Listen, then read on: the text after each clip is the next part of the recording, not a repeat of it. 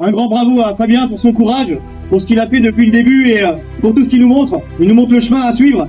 Parce qu'aujourd'hui, une fois de plus, le pouvoir et son premier représentant en tête tentent de criminaliser l'action syndicale, de faire peur à celles et ceux qui se battent pour les droits de toutes et tous.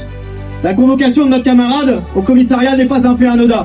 C'est une tentative d'intimidation, c'est une tentative de bâillonnement de la lutte syndicale. On voudrait nous faire croire qu'agir collectivement, se mobiliser, manifester, défendre le droit du travail, c'est une faute, un délit et presque un crime.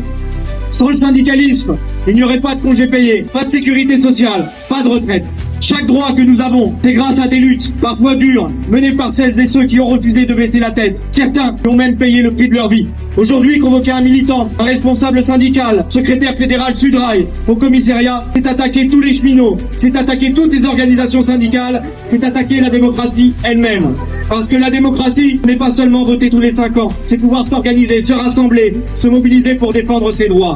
Lorsque l'on vole 2 ans de vie aux travailleuses et aux travailleurs, lorsque l'on refuse d'augmenter les salaires, lorsque l'on refuse d'entendre la colère sociale, alors les salariés s'organisent et luttent. Et c'est ce qui s'est passé ce 18 septembre. Bercy est le symbole même de la préservation des ultra-riches aux dépens de tout le reste de la population. C'est ce qui s'est exprimé ce jour-là. Aucune violence, aucune dégradation, juste une revendication. Nous voulons un autre monde, plus juste, plus équitable et plus légitime. Ce sont eux qui devraient rendre des comptes aujourd'hui. Ce sont eux les violents. Car la première violence, mère de toutes les autres, c'est la violence institutionnelle.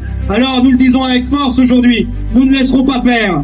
Nous répondrons à chaque tentative de répression, de division par la solidarité, à chaque convocation par un rassemblement, à chaque attaque par une riposte collective. Notre combat est juste, il est nécessaire, et tant qu'il faudra se battre pour la voix des travailleuses et travailleuses soit respectée, nous serons là, debout, unis, déterminés. Merci à vous et vive la lutte des classes.